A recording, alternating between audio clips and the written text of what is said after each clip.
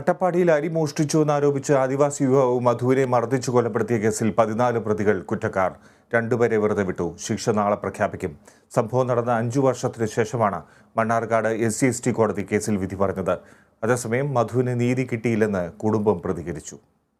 ആൾക്കൂട്ടാക്രമണത്തിൽ മധു കൊല്ലപ്പെട്ട് 5 വർഷത്തിന് ശേഷമാണ് കേസിൽ കോടതി വിധി പറഞ്ഞത്. 16 പ്രതികളിൽ 14 പേർ കുറ്റക്കാരെന്ന് കോടതി കണ്ടെത്തി. ഹുസൈൻ, മരക്കാർ, ഷംസുദ്ദീൻ, രാധാകൃഷ്ണൻ, അബൂബക്കർ, സിദ്ദിഖ്, ഉബൈദ്, നജീബ്, ജൈജിമോൻ, സജീവ്, സതീഷ്, ഹരീഷ്, ബിജു, മുനീർ എന്നിവരാണ് കുറ്റക്കാരാണെന്ന് കോടതി കണ്ടെത്തിയത്. മനഃപൂർവ്വമല്ലാത്ത നരഹത്യാ കുറ്റം ഇവർക്കെതിരെ തെളിഞ്ഞതായി കോടതി വ്യക്തമാക്കി. IPC 304(2) വകുപ്പ് പ്രകാരം പരമാവധി 10 വർഷം തടവാണ് ശിക്ഷ. 4-ാം പ്രതി അനീഷ്, 11-ാം പ്രതി അബ്ദുൽ കരീം എന്നിവരെ കോടതി വെറുതെ വിട്ടു.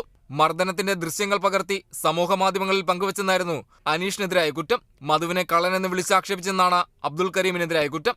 അതേസമയം മധുവിന് പൂർണ്ണമായ നീതി ലഭിച്ചില്ലെന്നായിരുന്നു കുടുംബത്തിന്റെ പ്രതികരണം. എല്ലാവരും കുറ്റക്കാരാണ്. കേസിൽ 2 പേരെ വെറുതെ വിട്ടതിനെതിരെ സുപ്രീം കോടതി വരെ പോകുമെന്ന് മധുവിന്റെ കുടുംബം പറഞ്ഞു. വലിയ പ്രതിസന്ധികൾ നിറഞ്ഞ കേസിൽ ഇത്തരമൊരു വിധി വന്നതിൽ കോടതിയോട് നന്ദി പറയുകയാണെന്നും കുടുംബം പ്രതികരിച്ചു. നീതിപൂർവമായ വിധിയെന്നായിരുന്നു പ്രോസിക്യൂഷന്റെ പ്രതികരണം. 2018 ഫെബ്രുവരി 22-നാണ് അട്ടപ്പാടി ആനവായി കടുമണ്ണൂരിലെ ആദിവാസി യുവാവ് മധു കൊല്ലപ്പെട്ടത്. മോഷണക്കുറ്റം ആരോപിച്ച് ഒരു സംഘം ആളുകൾ മധുവിനെ മർദ്ദിച്ച് കൊലപ്പെടുത്തിയെന്നാണ് കേസ്. News desk, Kerala vision news.